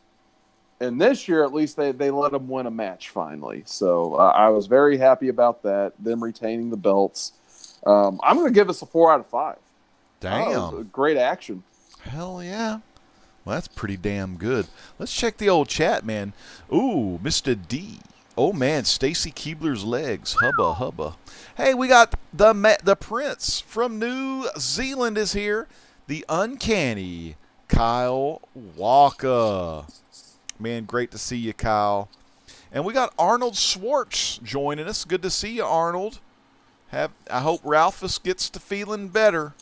You know, he had a good push for a while, but his push is over. Next match. So, getting back into it here. Right after the Women's Tag Championship match, we have Kofi Mania versus the new Daniel Bryan. After 11 long years, there's no trouble at all for Kingston only paradise. He is getting a freaking title shot for the WWE World Heavyweight Championship. I gotta say, there was a couple of when he does his double stomp thing, a couple of those look botched, but other than that, I think Daniel Bryan did a great job, because I could totally see Kofi was nervous in the get-go with some of the shit. And hats off, beanies off to Daniel Bryan for getting him through it, like getting through the thing together. And man, it looked fucking awesome at the end. I got to go, even though with those botches and stuff, and Kofi kind of getting a little nervous, getting a little frisky in the ring, kind of like wound up like Discovery Bay after a long night of karaoke. I got to let y'all know, once Kofi won that title, fucking 5 stars. The celebration, the tears, his kids coming in the ring. I mean, that's something we're going to remember for the rest of our lives, man. Kofi Mania was running wild, and it was awesome. 5 stars. Chad, Kofi Mania, what do you think? 5 time. I mean, Booker was even there at that point. Yeah. I mean, but Kofi deserves it. The New Day, I mean, I remember when that formed. That stupid choir singing stuff. I mean, they came out. How they've taken a dumb gimmick and flipped it. I mean, hell, even New Stan came from New Day. It did. So Kofi did really well. Again, there was I blame both Daniel Bryan and Kofi because the botches were on both ends. Yeah. They were trying to do real fast moves. Daniel went one way where Kofi went the other, but for what it's worth, the Kofi, I thought he was going to lose, and the reason I thought he was going to lose, but I thought he was going to tap. He wasn't going to tap out. I thought he was going to pull an Austin. Yeah, pass out move. And there was 2 moments when that almost happened, and I was like, "Oh, this is going to be awesome!" But he came out when Daniel was giving him the chops. He slapped him across the face. I just thought it was great, and I'm happy for Kofi. Kofi, man. How about you, Seawood? Man, so to quote one of our favorite villains, Two-Face, you either die a hero or you live long enough to see yourself become the villain. And Daniel Bryan, he's done both at this point. So this moment reminded me so much of WrestleMania 30, where you get to see Daniel Bryan overcome all the odds and raise both those belts high. And, people are crying in the front row. The commentators are super emotional. But, man, who would have guessed, 5 years later, Daniel Bryan's on the opposite end letting Kofi do the honors. So yeah, I didn't even think Daniel Bryan would wrestle again for WWE. Exactly, yeah. So it's just cool how they can pull this off with Daniel Bryan in this match. So, there was one criticism I have during this whole thing. It's at the top, before the match even, starts. They blow the spot where they're going to reveal that they have the actual WWE belt there. So, Big E's hey, I'm going to go get a present for Kofi before the match even starts. But then the camera actually turns too far, and you see the belt covered up. Yeah, you knew it was going to be either a rainbow belt with unicorns or just the black belt, But yep, it's going to be one exactly. My dad hated that too. My dad pointed that out. So I do love some of the moves. Well, some of the highlights were the running double knees that Kofi does, and then Daniel Bryan, being the submission expert, just turns it into a crab. And I like the crowd interaction too. So the crowd was yesing the Kofi moves to really make Daniel Bryan mad. So I like that. Then Daniel Bryan doing the yes thing, and then people are chanting no. So, they just ate everything up that Daniel Bryan was giving them. Psychology. Also, he knows how to play them strings, man. Special shout out, though. Here's one I didn't expect to put on here. Special shout out to Byron Saxton. who gave the best, by far, the best commentary Byron Saxton has ever done. You could tell, like, him and Kofi, they came up together. It's one of his good buddies. So you could definitely hear the emotion in his voice. I wish we could get more Byron Saxton like that. I might actually like the guy instead of this usual goof we get on SmackDown every week. But man, he really brought his A+ game for this match. And a lot of people wanted this one, for Kofi, because this is the first black African American, 100% black, no half Samoan. Yeah. Sorry. Peter Maiva, and Sika and the Samoan dynasty there. But this was freaking all Kofi all the time. Oh, yeah. I like the midnight hour spot on Rowan on the outside. I'm glad he was disposed of pretty easily because I'm not a Rowan fan, as most people know. I like the whole, you were talking about the psychology of Daniel Bryan earlier. I like how you go from seeing him kind of laugh and, he doesn't really take Kofi seriously and he's shrugging off the yes movement that's happening for Kofi basically. And then once Kofi starts getting out of submissions, kicking out of finishers, you start to see the frustration on his face. Just perfect story. It's, I think someone put it like, when wrestling is bad, it's really bad. Usually, it can be good, but when wrestling's really good, it's really good. And this was really good. Perfectly booked match, a rarity for WWE. I think this is a first for me on this show. 5 out of 5. Damn, nice. Hell yeah. Well, that's what it was all about, man. It was Kofi Mania running wild, and, man, I couldn't find a better place to see Kofi Mania than here at the Great Legends headquarters. But anyway, man, it was a good match. Damn good. Let me find my phone, figure out what the next match was. Let's see what we got. So we have the next match as Weekend Update. Oh, God, the guys are getting checked out. Now, one funny thing was two of the doctors that were checking them out were Hall and Nash, and Nash was about to do that prostate exam on one of them dudes. Yeah, apparently they're the new Briscoe and Patterson. Damn. Chad, do you want to say anything about the Weekend Update guys getting checked out by the doctors? I'm sitting here at my desk, which I just put up new shelves and everything, and I'm staring at a picture signed by Kevin Nash. And it's Kevin Nash, Hulk Hogan, and Razor Ramon, Scott Hall, all raising their hand wearing their NWO gear. And that's how I want to remember them, not as some clowns. Yeah, stupid clown gimmicks with their gray hair and all. And just to agree with Woodard, please don't make this another Pat Patterson. Oh, yeah, don't make them the Stooges. Yeah, that would be so stupid if they did that. So that was a bad one. And then now the match after this, though. Now, Rey Mysterio, tweaked his ankle by doing this move, and it wasn't Corbin's fault. Come on, guys. It wasn't Baron Corbin. He was just kind of throwing him, and Rey came down from really high in the air and, landed, rolled the ankle, like any basketball guy would do if he doesn't, roll on someone else's foot below him. But so that kind of screwed up Mysterio's ankle, so he was questionable for this whole thing. But since it's WrestleMania, he had to make it. But this match, it was for the United States Championship. Samoa Joe defending. And, man, this match was real freaking quick.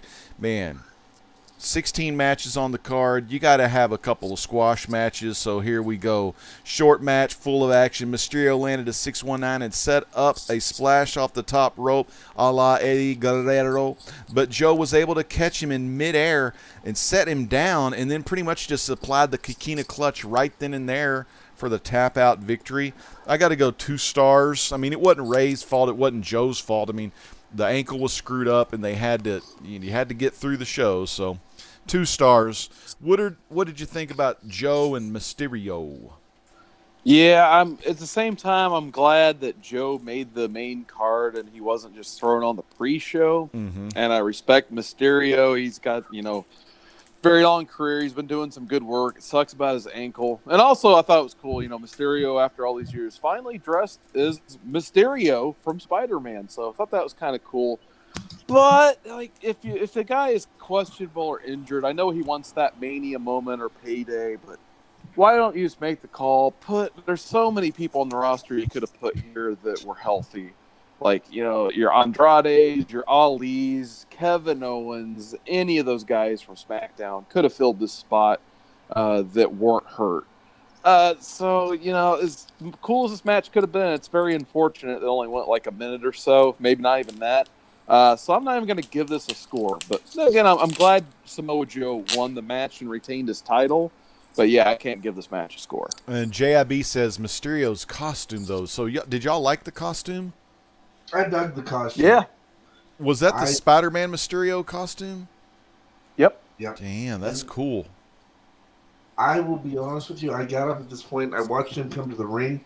I saw Samoa start coming to the ring. I got up, went to the bathroom, got a glass of tea, came back, and they were already promoting Roman Reigns. So I asked Legend today, I'm like, who won? Mm-hmm. Nice quick match. You got to get some quick matches in there because that card, man, it was a pretty dang long card, man. So Chad, what do you think? What did you give it again?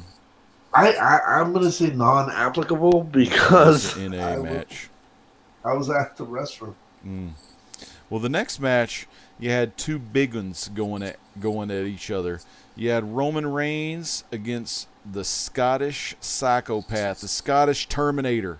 So many good nicknames for this guy, and he's going to be a heel for many years to come. Drew freaking McIntyre, man. So this was Roman and Drew, and this match to me kind of reminded me of just a good Raw one-on-one with no cheating or other people getting involved. But I thought these dudes had a good match, and of course the good guy. I mean, you got to let Roman win this thing. I mean, coming back from the freaking leukemia, man, you got to throw the big dog a bone because it's his yard. Woodard, what did you think about the big dog?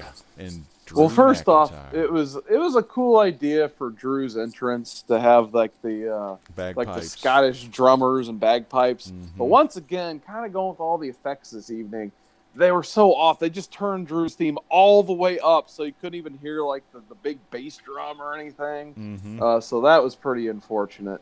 I like Drew's use of the inverted Alabama slam. I mean, I don't know why that's just not his finisher, because that thing looks devastating. Mm-hmm.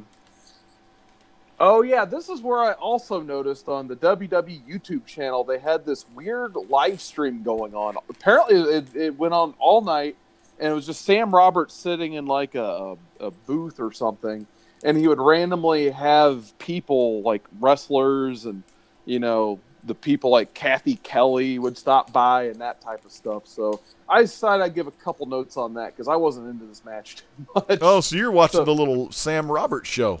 Yeah, so there was a Sam Roberts show that was live broadcast on the WWE YouTube channel during this, and the highlight of that was during this match, and the Iconics come in with their belts, and they just cause all kinds of chaos, like they're throwing trash all over the floor, just destroying Sam Roberts' little MVP booth here.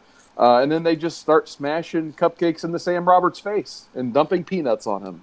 Damn. So that was about as entertaining as this match. So, Iconics. So there you go. Oh, and Pat McAfee was there from the Indianapolis Colts.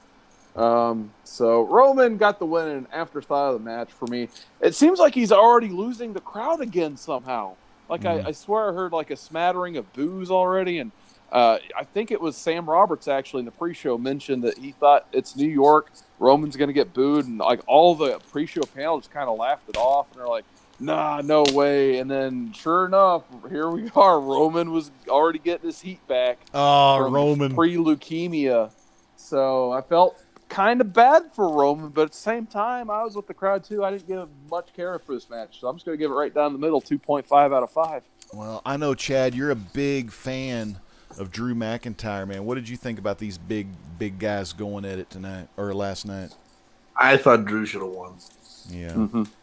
I mean, honestly, if you're gonna book that match, I know you want to give the big dog. I was so annoyed that I actually heard that. Michael the Cole. big dog. Big dog. Big dog. He always says it. He loves it. Yep. That's boss time. I think it would have been more impactful if Drew won. Yeah. Yeah. You're not wrong. So What do you give it? 4.5. 4 out of 5. I'm going to go 3.5 out of 5. I don't know if I reviewed it yet. What did you give it? 2.5. Oh, 2.5. Oh, Yeah. and I want to go back to the Hall of Fame real quick. At one point during the Hall of Fame, I saw, like 3 rows back, I saw Gulak, and he was there. Ah, and he was sitting in the future Hall Hall of Fame Famer. crowd. I should have paused that damn thing and took the picture or the screenshot of it, but I was like, hey, it's Gulak. He got to go to the Nice. WrestleMania weekend. he got on one camera this weekend. Hey, I got a question about the Hall of Fame. Yeah. So what do you guys think about like this like Legends wing or whatever they want to call it, where they kind of like induct older people who like they're basically like pre-Mania Yeah. type wrestlers? And man, they But- put Bruiser in there. Yeah, and Luna, Yeah. who wrestled during the Attitude Era. So I was wondering your thoughts on Bruiser Brody kind of being in the Hall of Fame, but not really. Yeah, well, let me tell you, if those scumbag assholes, the Colognes, you know, oh, God, you know. And I don't hate Epico or Primo or even Carlito, but like that father, that one, Carlos Colon, the one that's in the Hall of Fame, I blame him and one of his stooges that stabbed our Bruiser. I mean, just imagine the damn WrestleMania money. Bruiser Brody versus Hulk Hogan. That was the thing. That was going to be the match to see when Bruiser finally, you know, got his because Bruiser was a very smart businessman. You know, like he made money, he didn't spend it. He wasn't like doing it like Flair. You know, Flair was spending his money left and right, but Bruiser, man, he was saving it, living humbly. Damn. Whoa, man, gone too soon. Bruiser Brody. Fuck you, Colognes. But yeah, man, I don't mind it. I mean, that is good. I remember Haystacks Calhoun, born in the same city I was in, and he was an attraction wrestler. You know, big 400-500-pound overalls and the horseshoe, and that's where Hillbilly Jim got that gimmick from, basically. Yeah. But I mean, Haystacks Calhoun, man, that dude, he went a couple of years back, and I thought that was real nice of him to. I think it's nice of him to do it, but man, it just kind of like makes me angry thinking about. Man, these were some great freaking wrestlers that just never really got their due, you know? Damn. Gone too soon. All right, so after the Scottish Terminator was getting his ass whooped by the big dog, we had John Cena interrupting Elias. So Elias had a cool deal. He was, you know, it was a throwback to Dude Love and, you know, Cactus and freaking Mankind together, doing the whole thing where a lot of them are on the screen at the same time and you're goofing around with layers and crap like that. But then after that, and that was actually pretty cool, Elias doing that. But man, John Cena returns as the Doctor of Thugonomics. I'm going to give, we're only giving the matches the good shit, but I thought this was a good 3.5 little segment. Chad, are you glad the Doctor of Thugonomics is back? I love the fact that he continually broke the fourth wall. And he even said, "You're here while John Cena turns heel." I mean, what? Mm-hmm. Rock, man, that's Rock used to always say his own name in the shit, too. So, man. Good, overall good segment. I love Elias. He's Elias. He is, man. And what happened tonight, I mean, the guy's got the physique.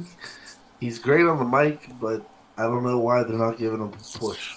You know, but you know, in reality, though, if you look at it, he's getting his push right now. Boy, he's in the center of that deal. He's got those fans at the fingertips of his hands, strumming that guitar. He is a superstar. WWE, what does this stand for? Walk with Elias. Yeah, I love that dude. But you're right, man. I think his star shines brighter than his wrestling. Although, you know, in NXT, he had some pretty decent matches, you know. I would probably, I don't want to say he's as good as a wrestler as Rollins, just because I hadn't seen Elias wrestle very much. He's normally in NXT, he was just the drifter walking around with the guitar, strumming it and stuff. And then into WWE, he's only had a couple of matches. I think he's Elimination Chamber and just some other matches, you know. Don't get a lot of Elias very much. What do you think about this segment, Woodard? Apparently, Elias is a Cylon now, and able just to replicate himself whenever he feels like. Yeah. But one of my main highlights was from the Sam Roberts live stream again. So at this point, the Undisputed Era has entered into his little booth he's got going on. I love it. And when Cena's old music hits, you should have seen the look on Adam Cole, baby's face. He marked out like the biggest, smart mark fan you've ever seen. It just his jaw just dropped, his eyes lit up. It was kind of a hilarious sight to see. He was like, seeing it all again as a kid. Yeah, exactly. This cool wrestler, and everyone he just marks out for Dr. Thugonomics Cena. So that was actually a pretty cool moment, in my opinion. That is awesome, man. Man, I'm just having a great time chatting with you guys. I mean, like, the most important thing isn't, us talking about wrestling. It's just us being together talking about wrestling. And the next one is two friends, rivals many times the world over, Triple H and the Animal, Batista. And, if Batista wins this no-holds-barred match, it'll be Triple H's last career match. Damn, did I skip the, wait a minute. When is the Kurt Angle? Did I skip that piece? That's after. Oh, no, wow. Good. Okay, that was. This was super, super long. Yeah. This match was a we still long got 4 brawl. more matches. Yeah, this one was a long brawl. I'm going to go ahead and just say the nose ring thing was stupid because he probably already loosened it up beforehand, so that was kind of dumb. And then I liked how we were getting the tease of the Batista bomb on the steps. Of course, he took the flat back bump. Triple H popped him over, flat back bump on the steps, and then got him for the pedigree. I thought that was a good victory. And plus, I mean, we come to find out that Batista went ahead and just retired. So Batista just wanted one last WrestleMania match to go out on top, even though, I say go out on top, but he lost. But, I mean, you know what I mean. I mean, he had his match with Triple H, and, man, I got to give this a 4. I'm going to give it a 4. I thought these old guys did pretty damn good. How about you, Woodard? What did you think about it? So I kind of got to tell this story real quick. I was at C2E2 last year, the 2018 version. And there was a Guardians of the Galaxy panel with Dave Batista, and then the dude who basically does Rocket Raccoon, not Bradley Cooper, but the director's brother. But anyway, usually when you have wrestlers turn movie stars and there's a Q&A, you always get that one wrestling fan who asks a wrestling-related question. So after a whole Q&A, they finally get that one guy up there. He goes, so when you going back to the WWE? And everyone kind of just laughs, or some people boo or whatever, because they want to see movie star Batista now. Which, by the way, he has a lot of movies coming out this year. But anyway, Batista actually answers the question respectfully. He goes, I've done pretty much everything I'd like to do in my career. The only way I would go back is if I got to work with Hunter. And it's just kind of crazy. 1 year later, that's exactly what he did. So it's just kind of cool to, see him get one last wish from the WWE, because, someone had to get that message back to Triple H. He's like, he'll actually work with me. Let's make it happen for Mania next year. Mm-hmm. So all that being said, Batista, he looked a little bit rusty early on, which is understandable because he accidentally tripped over the rope getting into the ring, so he's probably kind of shook up from all of that. Mm-hmm. Overall, I did enjoy the toolbox stuff. We got a hilarious screenshot of Dave Batista getting his nose ring removed all over Twitter now, so that was pretty hilarious. I know, Legend, you love some step bumps. Oh, I love the bumps. We got all kinds of tables and step bumps. Always got a pop for the Nature Boy appearance. He came out, handed Triple H that sledge to kind of close out the storyline. So, nothing too crazy, just a nice, simple brawl between the two. Just two old veterans putting on a solid brawl match. Started off pretty slow. Toward the end, exceeded my expectations. I'm just going to give it a 3.5 out of 5. Damn, awesome, man. How about you, Chad? Batista and Triple H. Half of Evolution. I always dig Triple H's entrance at WrestleMania. Oh, it was cool. And I know they were going for the Road Warrior or Mad Max style Mad stuff. Max. Yeah. It just the graphics were a little crappy. I loved seeing Batista after he tripped trying to get in. The referee and them were talking, and he was laughing, and he was having a good time. He was excited about being there, and after watching it and then reading that he retired today, it makes sense. Yeah. I mean, and he went out like any good wrestler does. They go out laying on their back. They do. You always got to leave the other one in over, so because that's the money that people are going to pay is to see the guys that are still left behind in the company. But, man, Batista, what a fucking great actor, man. I could see him being a great character actor, like that dude that was in Roger Rabbit. Can't remember his name, gone too soon, but the guy, the detective guy. Hoskins. Yeah, Hoskins, man. Great character actor like that or something. I mean, yep. God, really freaking good. So the next match was my favorite match of the card. I'm going to go ahead and say 5 stars already. Consistent with the history, and we just talked about this. This is fucking synchronicity because I'm reading this off CBS reviews. Chad, hear me out on this. I'm just reading this on the CBS website. That's where I get all my, matches, who won, and all that stuff, because that's my outline for this show, if y'all didn't know. So big shout out. Thank you, CBS, not the grading company. But Baron Corbin defeats Kurt Angle via pinfall. Farewell match. Consistent with history, the man leaving the territory must go out on his back. Yep. That's what it said. There it is. And that's what you call synchronicity, people. And for y'all that don't know about synchronicity or the digital reality that we could possibly be living in, you need to check out the Legends Truth playlist on youtube.com/rdowdy95. But anyways, I thought this match was a great match. Corbin really shined, man. Corbin has the punches.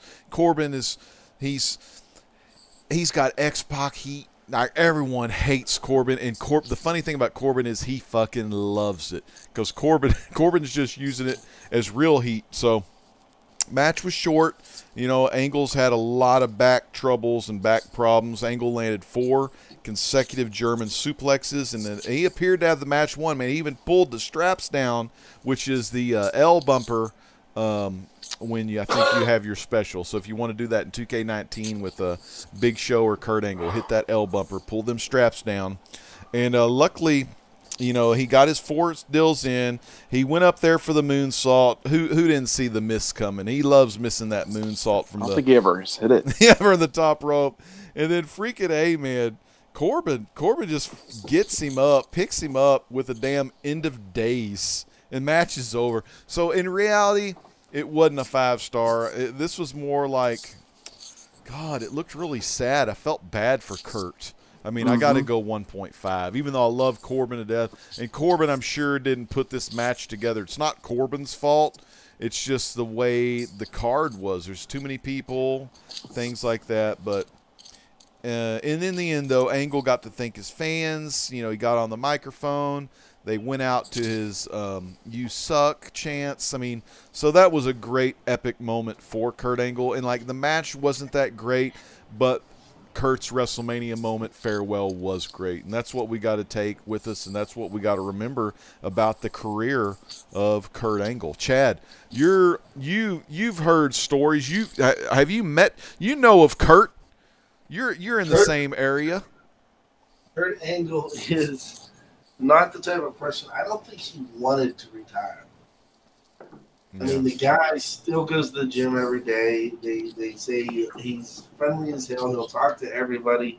But I mean, if tonight was any inkling, I mean, he even put over, what's that guy's name? Lars. Yep, Lars. I saw the picture. I mean, freak. I mean, I'm happy for Lars looks like a freak. Go out. I mean, he had a great run over a 20-year career. Yeah. So, congratulations, Byron and Kurt. And JIB real quick. JIB Adelaika says Sean's commentary took him out of the match. Yeah, Sean, or was it JBL commentating? Shit, I don't even remember. JBL commentated the Sean Angle was on match the and Batista HB. match. Oh, Yeah. Sean. Okay, Sean was on the Batista match. Yeah, he was kind of being funny in there. But Carson, what did you think about Kurt and Baron Corbin? I just put, and the crowd goes mild, 2 out of 5. Yeah. But yeah, seriously, like, Because the spot of the whole thing was him getting on the mic, telling them thank you, the farewell. Yeah, That was I basically what it understand that. was. And like But CBS and Chad synchronized together, they always go out on their back, you know. Yeah, but Corbin, seriously, like, they couldn't. Like, I would have rather saw like a Chad Gable or something. I know they fought on Raw and that stuff, but I guess if nothing else, like, they have a huge heel now in Baron Corbin. That people, I hate him now. Like, people are gonna hate on Baron Corbin For more a long than time. ever. More heat. I just feel like, Kurt Angle is one of my all-time favorites. I would have liked to see him, get that last huge emotional moment. I know he had plenty of them when he came back and went in the Hall of Fame and stuff, but if you could have wrestled like another 20, 30-minute match with somebody who could go, early 2000s Angle, and he just got one more match where he could keep up with somebody like that. But yeah, this last run of Angle has just been very sad. I really hate to say that. I wish he could have had just, one big, moment where he shares the ring with someone he respects. Maybe gets that hug in the end, raises the guy's hand and all that stuff. But they decide instead, Angle, he can't go more than 10 minutes. Let's just get Corbin in there, get some good heat put on Corbin going forward, and go from there. Yeah, I wish Angle would have got better, but I kind of understand what they went for. Yeah, and a thing Chad brought up earlier, Drew McIntyre right now and Corbin are pretty much the top 2 heels. Well, I know Bobby Lashley could be a heel too, but I mean, as far as your Raw heels, it would have probably been better for the Scottish Psychopath to beat Angle and then just have Roman, or have a blow-off match where Roman beats Corbin. But the whole thing, have Roman smash him. The Corbin and Angle thing, where they were the Raw co-general managers or whatever the hell it was. I mean, all of that goes back to that, and I'm thinking Angle and Corbin. I think they have a good relationship, like behind the scenes or whatnot, But yeah, I think Triple H absolutely loves Corbin. Yeah, I agree. Oh yeah, when he was shooting him with the water thing, the water bottle or the water guns. Remember that? That's all he kept on doing. He was that was funny. Yeah, he was laughing his ass off, wasn't he? He is probably a big fan of Corbin. You know who Corbin probably reminds him of? Y'all want the God's honest truth? I think he sees his mentor, his trainer, his wrestling school, Killer Kowalski. He sees Kowalski in Baron Corbin. I mean, they had the same height, tall guys, not too thick, not like a big thick Braun or anything, or a Lars, but man, you could totally see that. And I think Triple H sees a lot of Killer Kowalski in Corbin, because Kowalski outside of the ring was a dick too in the public. I mean, because a lot of times on the territories, they would know Killer. He had that face, that he had a Lars looking face to him. So I mean, I think Triple H knows he can have Corbin around for a long time, being just a dastardly villain.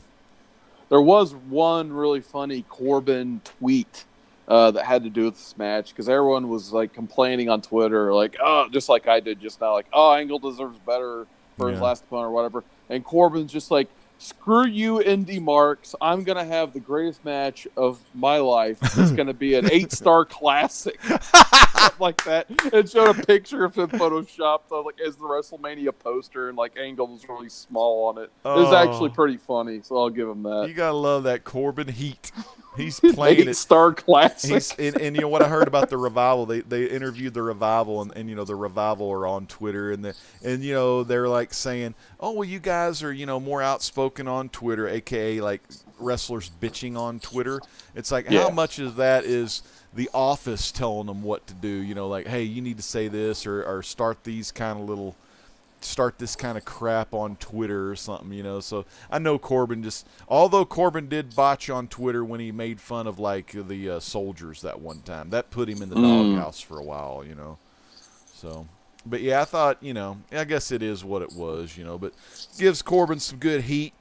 Let's see, the next match, I like both of these wrestlers in the next match, but I mean, like, it just seems so lame that they used the Demon face paint. Of course, they used Demon because it was WrestleMania. Yeah, but I mean, like, there was no, like, lead up or no, like, well, let's see if you could beat the Demon, Lashley, or, you know, you've beaten me like this, but I'm going to go into the inner darkness and pull out the Demon.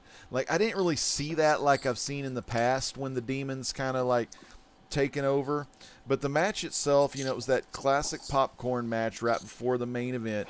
The Demon, Finn Balor, going toe-to-toe with, what do they call him? Almighty. Yeah, the Almighty Bobby Lashley with Lio Rush at ringside.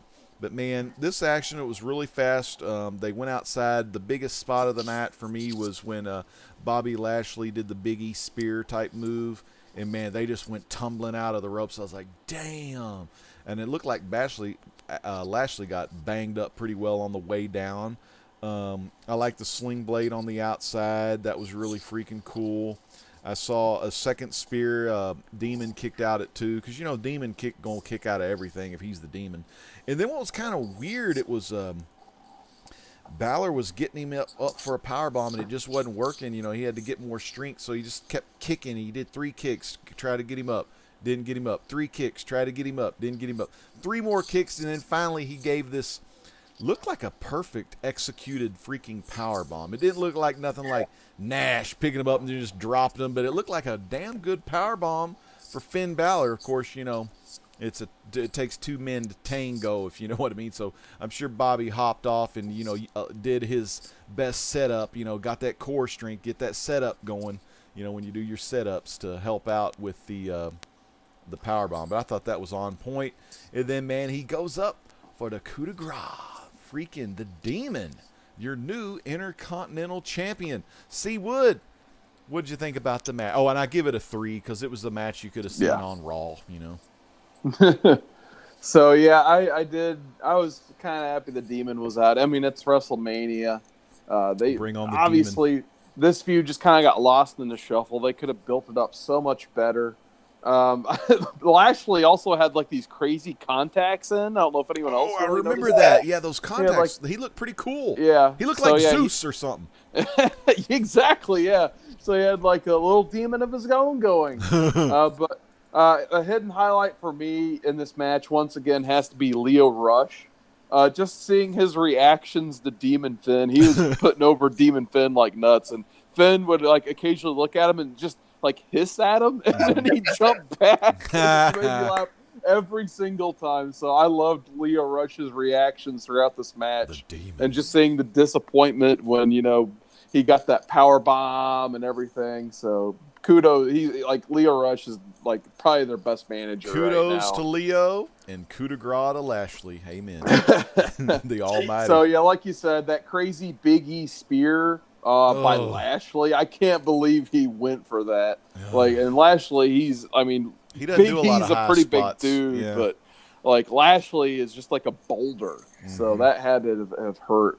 I like the power bomb, but yeah, like you said, short and sweet. It's kind of like in that like last little dead spot before the main event, unfortunately. So I kind of wish they would have flipped this and the Corbin Angle match. I think, you know, just the crowd was a little disappointed seeing Angle lose, so that when the Demon came out, they lost some steam there. So I'm going to be right with you there, 3 out of 5. Damn. How about you, Chad? The Demon and the Almighty. I'll give you the score right off the bat as 3 out of 5. A 3, just a flat 3. Now, when you said who had like watching his reaction to everything, Lio Rush, go back to the first match and Paul Heyman's face when the that was great. And now Corey carried this match again, with some of his comments, and the match was okay. I mean, that's it. Mm-hmm. I loved it when he sold the demon because he said, regular Finn Balor will never be able to do a powerbomb. That's why the demon got him up. Mm-hmm. The good stuff. Man, but Finn got his Intercontinental, so Finn had a nice WrestleMania moment. And he's had WrestleMania and TakeOver moments. He's done it all, basically. I mean, shit, he's won the Universal title. I mean, like, in my mind, like, Finn is just freaking awesome. And he'll be a champion again, like the big boy belts one of these days. But last match, man, the main event I thought was really cool. The little deal before it was it had Charlotte in this, like, helicopter and stuff. Damn, that was kind of cool. I didn't know if that was like live or if they recorded it earlier or whatever, but It was the Gold Dust Piper video. Yeah, I thought it was kind of cool. It was like, freaking A, Charlotte in a helicopter and all that.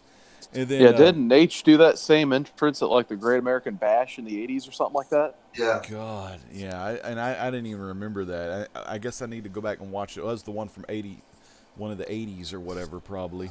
Yeah, I think like 88 maybe, if I remember right. But this match, I think Sting came down in a helicopter once. Yeah, at the one, the pool side one. Yep, Right? Bischoff took a drink. Yeah, that was cool because he did that like he did from the rafters.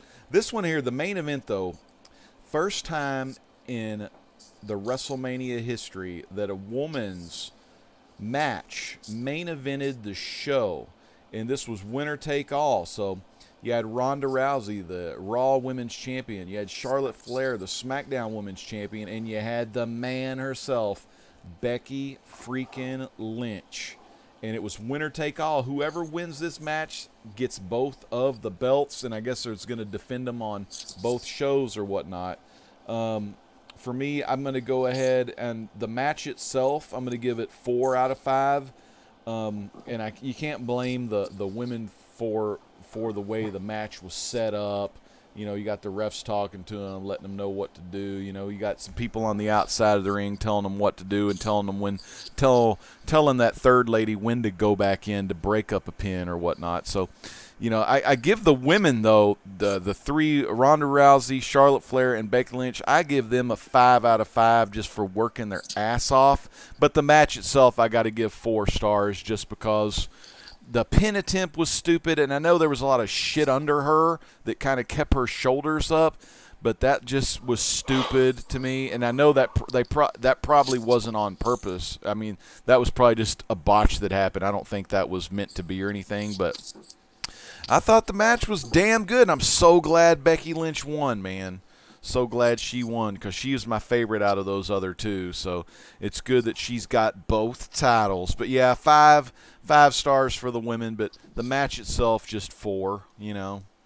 Maybe if they would have used more like gimmicks and like, I don't know, like table cracks or kendo Plunder. sticks. Yeah, more shit in the ring. Just more like when me and you and Chad get in the ring, just more shit in the ring to beat each other with. I would have probably given it a 5, but it was good, man. It was good. 4 out of 5. Seawood, what you think about the first ever women's main event at WrestleMania?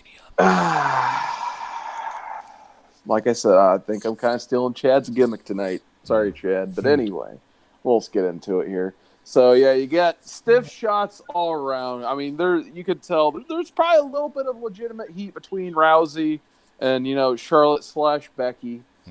Because the welts, they come quick on, Ronda's legs. Yeah, they do. Becky's shoulders and that stuff. Like, they are not holding back. Like, they know they're getting physical real quick. Ronda took a nasty spill where she was like upside down. She had I think Charlotte in a triangle, and then Becky goes under Charlotte's legs, delivers a drop kick, and then Ronda slams right on her head on the outside. So she ate concrete pretty badly there.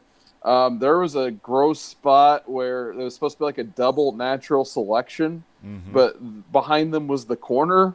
So Charlotte had to walk over very slowly to get behind them, and then they all three of them just kind of botched this double natural selection It was spot. stupid looking. That was gross. I did like Becky's Dublin Jam to break up the figure eight. That was pretty cool. Kind of it's like similar to Ricochet earlier in the night breaking up pins with she's good. good. She's good with that leg drop, man. She's looks good. I love me some Dublin Jam. I love Ronda getting rid of the table. I believe, cover your ears, kids, because Ronda, she sets up the table and then gets rid of it. I believe her exact quote was, "Tables are for bitches, and that's why you people like tables, because you're bitches." I know, that was stupid, wasn't it? Also, at this point, this is pretty much like the exact point where Cole's voice is completely done for the night. So too bad Cole didn't get a guest like Jim Ross, because he's with AEW now, because no one really replaced. Like, I don't even think Tom Phillips did that much work tonight. So it would have been nice to get Phillips in there for an extra 2 matches to give Cole How many a matches little bit did he do? Was it 2? Phillips, yeah, it only had to be like 3 maximum. Cole did almost the entire 5.5 hours of work once Cole they did the main JBL, show. Cole and the King, Cole and Shawn Michaels. Yep. So and Renee wasn't there a lot either, but Cole was there. I mean, rumor has it he might be, hanging it up soon. Finishing it I up. don't know if he was just like, I want to do one last huge call for Mania. But at this point, like, that 5.5 hour main show is just too much for one commentator. And Cole, he did a fine job tonight, but man, he was done at this point. But I got to talk about the finish. Like, at first, I think I was typing in our chat, it's like, it's Sting Hogan 97 all over again, where they have a finish. Back in the day, I believe it was, there was supposed to be a fast count between Sting and Hogan, where Hogan pinned Sting. But then you have the ref who just does the regular, or he's supposed to do a fast count, but he does a regular count, throwing off all the wrestlers in the ring. And then you're just like, what the hell happened? It never gets replayed ever again, and they don't speak of it. But here, it's just, I feel like it's almost more of like the Montreal Screwjob a little bit. Because my point was, I've been talking about all night how the pyro's been a little bit off, some of the lighting's off, the special effects have been off. So you get this like crucifix pin by Becky. You see, because I watched this a few times on a GIF even. So you see, like, her shoulders are down. They immediately both go up. So obviously the count should have stopped right there. The ref, he doesn't even care. He just keeps counting. And you could say, like, He's been there for 8 hours, too. Yeah, well, they had a switch up of refs. They have a lot of refs they switch between, I'm pretty sure of that. They should have had, like, Kyoto in there. I think it was just some new ref. Yeah, it was a Kyoto fucking new ref. In there, or Lil Nate. Yeah, those two for, guys. Charlotte's match. I would have, I don't know where the veteran refs were at, but I think it was like, it might have been like John Cone or something in there, which, whatever. But anyway, you could have said, like, oh, he was on the side where her shoulder was down. No, both her shoulders came off that mat. So they kept counting, and even Becky, when that 3 count hits, looked shocked.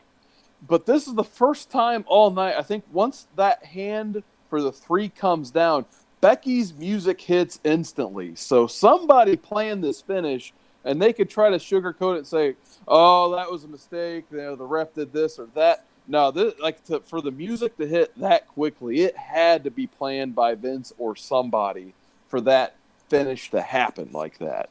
I got to go back to the Sam Roberts show that was going on. At this point, he had the Riot Squad with him. So Sarah Logan, Ruby Riot, and Millennial Heel, Liv Morgan. So when this 3 count hits, the look on Ruby Riot's face kind of says it all, because they all know, they know the ins and outs of wrestling more than we ever could. So her jaw just drops, and she has the same look on her face for like 30 straight seconds, because she knows that this main event has been tainted by this stupid finish. That's just it ruined the match for me. I'll be perfectly honest. The dirt sheets did say Brad Meltzer had mentioned that the finish was supposed to be Becky Lynch doing the disarmor on Charlotte, but then they said, but they wanted to switch it to protect Charlotte a little. They switched it to Ronda, who had broke her hand like during the match though, but broke her hand, and then so they did a pin on Ronda to kind of not allow Ronda to get tapped out or anything like that, but to go ahead and just get a pin on her. But Ronda fucked up and didn't get her shoulders down right. It's like they popped up during the middle of it. But all the ref had to do was stop counting and start again. Yeah, maybe do another schoolboy pin. Yeah. Is she leaving? We don't know. Rumor has it, yes, she's done all the shoot promos or whatever on her own YouTube channel saying like, oh, after Mania I'm done or whatever. Take some this time and that. Off. Take She'll some time come off. back I don't maybe. like the schedule. Yeah. So there's a lot of wonky things happening right now. 4 years, right? That's what I thought. It was a long-term contract, more than 1 year, that's for sure. Yeah. So see how it goes. Overall, like I said, 3 out of 5. I felt bad for the ladies because, looking at all their facial expressions, even seeing Ruby Riot's facial expression, that they're deep down, they couldn't have been happy with this match. And for me, it kind of just taints the character of the man, Becky Lynch. Yeah. Because, we can talk about Raw in a little bit, but I just didn't feel that edge from Becky. That she has to have known that like she didn't beat Ronda with a 3 count.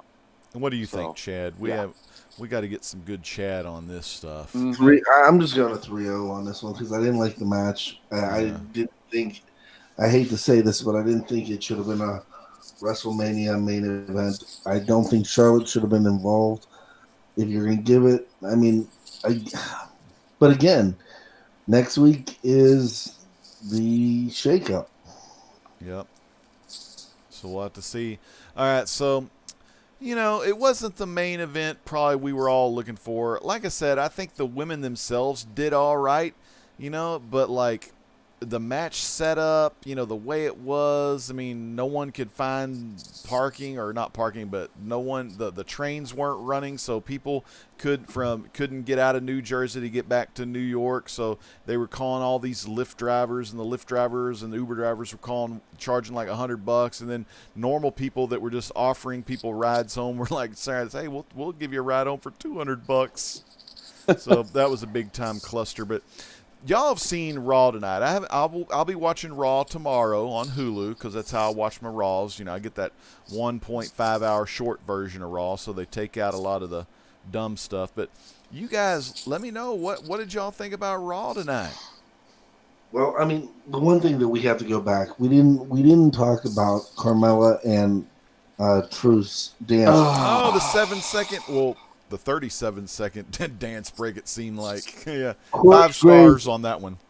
Corey Graves had 2 of the greatest comments. One, this has been over 7 minutes. Why are they still dancing? Yeah, I love that one. And 2 was the Booker T driving incident. It was. They talked about like red, green, yellow, and then they made a really bad joke. Mm-hmm. But he followed up with it with Truth thinks this is SummerSlam. Classic Truth, man. Classic R-Truth. He's always there for some good laughs. But man, y'all, what did y'all think about tonight's Raw? Raw was weird. I wouldn't say it was awful. It was just strange. For the loudest crowd, the crowd wasn't that loud. And again, New Day broke the 4th wall and said, hey, next week's the WWE Superstar Shakeup. So there's going to be some trades going. But the main event, 1, we saw Undertaker come back. 2, what's the point of this? The man versus the man in Charlotte, and then they definitely have some heat. So you could ride this for a minute, but you're gonna make her turn, and her focus is now on Lacey Evans. Oh, is that what they did? That's the Roman. I told y'all. I said Vince is using her as the Roman Reigns of the women's division. Damn, the old Marine, the mom. She's kicking ass with a stupid gimmick. But anyway. Yeah. So, but from all of us watching wrestling all weekend long, right? Yeah, and I didn't watch the takeover yet, but I did Oh. see all of the Hall of Fame though. And for some reason, our feeds are all the same constantly. I got something, and I gotta just address. I might start watching Impact Wrestling. For RVD? No, there was this segment where Rosemary took Allie to hell to get her soul back. And I can't remember the guy's name. He was in ECW. Was it James Mitchell? Yes. Yeah. Yeah. Love me some James Mitchell, the Sinister Minister. He had his eyebrows done, and he was the ring master, and he was like, so Rosemary gets in the ring, and she starts killing people with a sword, chopping their heads up. Damn. And then this other chick shows up and kills Allie with a Freddy Krueger glove. Like, she literally dies. And the devil finally shows up and reveals himself. And guess who it is? Kevin Sullivan. Oh, that's pretty cool. Because he was on MLW for a while, wasn't he? Yep. But they literally killed a character off because she was going all in. Oh man, that's insane. She had little pieces of blood coming out of her mouth, and she died.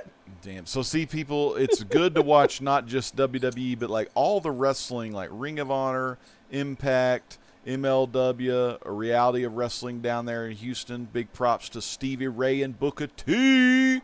That's a good Ring of one. Honor. We had Enzo ROH. and we had Big Cass. and Big Cass and Cass. Enzo. That's kind of cool. See, I need to do more on that. I only read about that. I haven't watched any clips or anything yet. But I mean, this weekend was insane. That was the longest pay-per-view I've ever had to endure. And the fact that it's going to be already a year ahead, 2 hours longer next year. Damn. Oh, what? Yeah, they announced it tonight. And So- Lacey's going to get hold her a title over her head probably at next WrestleMania, maybe. So when Woodard, when you said on Friday night that you were going to go check out Shazam during the matinee, I was sitting there going, "He's going to miss half the shit." Next year, you will miss half of it. Good. Dang. So Woodard, what did you think about Raw? So first off, I made a new segment for our little thing here. It's called the Gone Too Soon Wrestlers List here. Mm-hmm. So these are wrestlers that basically, like for whatever reason, did decide to appear tonight. So top of the list for me has to be Kevin Owens, just because they reactivated him for whatever reason for Fastlane.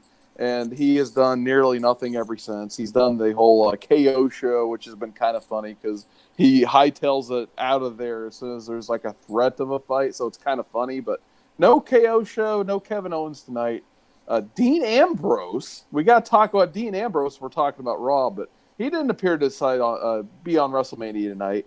The entire roster of Sanity, even though they've been helping Shane McMahon in recent weeks with the Miz problem, decided, it's a street fight, no rules. We don't need to be out there. Shane will accidentally win somehow, and that's exactly what happened. Poor Tyler Breeze continues to never be on television. And then the entire roster of 205 and NXT, especially during that Andre. So that's my Gone Too Soon list.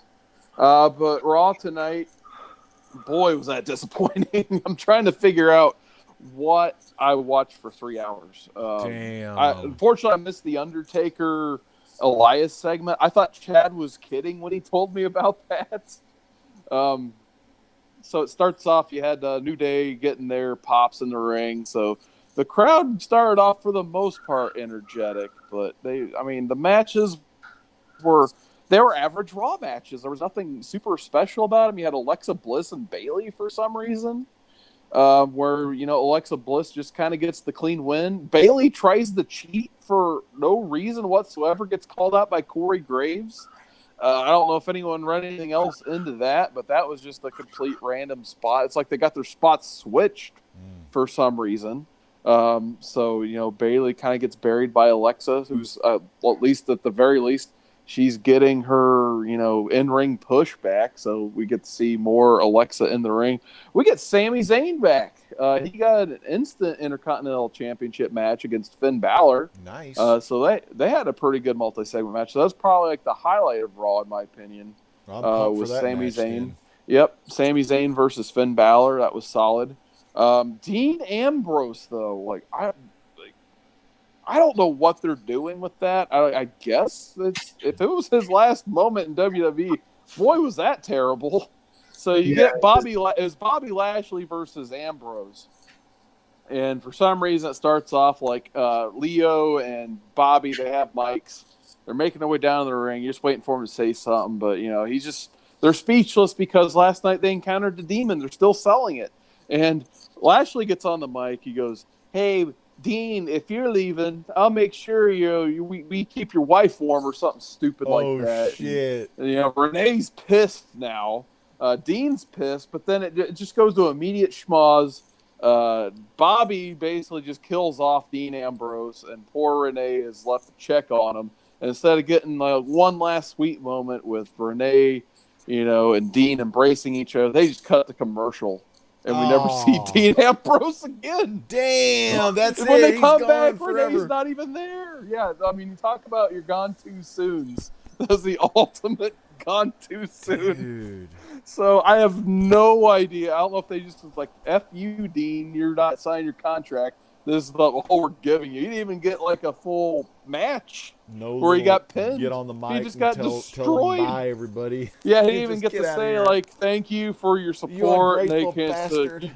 Please don't go. Nothing like that. He just got buried and they cut the commercial. Damn. So that was number one. I go back to the beginning of the show where New Day, basically, they just crap the bed and be like, "Oh, by the way, there's a Superstar Shakeup next week. Thanks, guys." And then we get this whole showdown. Oh, yeah, Rollins was actually the first one out. I forgot. So you have Seth Rollins, he's celebrating getting the Universal title back for the show.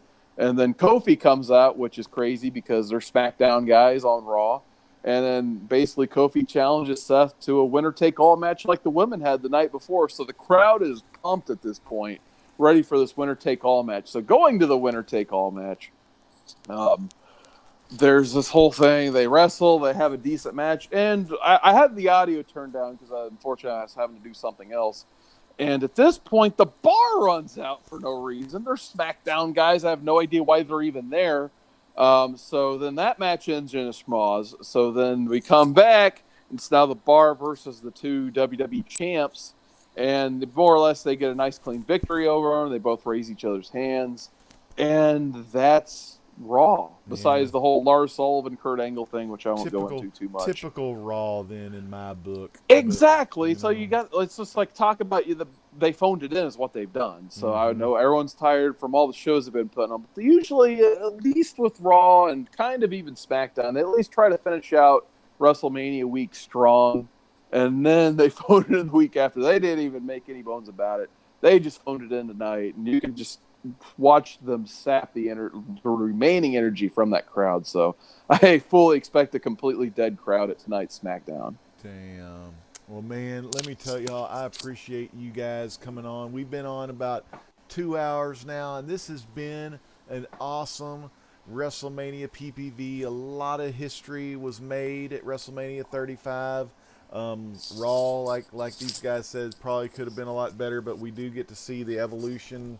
And finally, I hope, of Lacey Evans, where she's not just walking to the ring. Maybe she'll do some matches, because that's the thing. The rumor and innuendo is getting this girl to be the female Roman, and she's pretty built and everything. Oh, but I do have one note on that. Oh yeah. So I forgot. Lacey Evans, her finisher, I believe, is called the Women's Right. But it turns out if you deliver the Women's Right to the man, you're allowed to no-sell it completely. So Damn. She gets the Women's Right and then just starts pummeling Lacey. Oh, wow. Just so that was pretty funny. Finisher. Yeah. Damn. Well, guys, what do y'all got going on y'all's channels? What do you got going on your channel this week? So I just put out my first kind of edited video, actually, on Sunday. It's called the Seawood Signature Sundays. It's part 9. I've been at this for that many parts now, not even including the C2E2 special. So if you guys would like to watch that, let me know some feedback, because I'm curious to see what you guys think about some of the goofy effects I played with, tinkered with, and added, because it's been a lot of fun chronicling all the signatures in my collection. I think I was up to 862 signed books at the end of this last video, so it's been a blast so far trying to figure out exactly what all is in my collection, because I have not been keeping count until now. I might do the Tuesday night live stream tomorrow night. I have to close at work, which means I at least get to sleep tonight after being up this long. If I do a Tuesday night live stream tomorrow, it'll be at least like 10:30 Eastern, so it will be a late one tomorrow. And then, of course, Comic Core Friday nights, 10 p.m. Eastern, because you never know what's going to happen on the Comic Core. Damn. How about you, Chad? What do you got going on, man? So there's a Wednesday show on the Comic Core channel called Comic Core Unlimited. We like to call that the Smackdown. B show. Then there's the Comic Core A show on Friday nights. Yep. And then either next Monday or next Thursday. I'm not really sure what night it is, but there's going to be a new live show with an all-new cast of characters. Alec from White Whale Comics, Comic Smurf, Caleb. I'm terrible with names. 90MF. 90MF. Do you remember his name? Yeah, his name. But they're going to be called. The new show is going to be called Comic Core Story, and they're going to review. They're going to review complete stories or complete runs, and it should be a lot of fun. I think the first book up is Why the Last Man, followed the following week by. Oh my goodness! Age of Apocalypse. Yeah, we're going to invade the show and make them read Age of Apocalypse at some point. It's going to be pretty epic. I think there's another show starting to. What? Yeah. Yeah. So there's going to be a whole lot of new T-shirts coming out. But make sure you get your new Stan T-shirt and your Damn T-shirt. Damn straight. Those are going to be awesome. Make sure y'all check out the T-shirts that Comic Core has to offer. You're going to be glad you did, because the shirts are freaking phenomenal, as in AJ Styles phenomenal. Well, I got some stuff going on this week. I'm going to be trying to get this Destiny 2 game going. I've got an AOK that I need to open from our good brother Comic Spectre. And then you may even see a couple of contest videos. I know there's some contests out there, and Pocan Joe's got a really cool one that I want to enter in and stuff. So can't wait to do some of that. And then, of course, this Friday is the Comic Core, the show that everyone wants to wait for, 9 p.m. Central Standard Time, where Chad, Carson, Cat Wren, Paul, Midwest Comic Man, Mark BKR90, and myself. And you never know who else is going to be on the Comic Core, because, man, it's just a great time had by all. But fans, thank you so much for watching tonight's WWE Wrestlemania 35 PPV review here on The Great Legend Show. I'm your host, The Great Legend, saying peace out, God bless.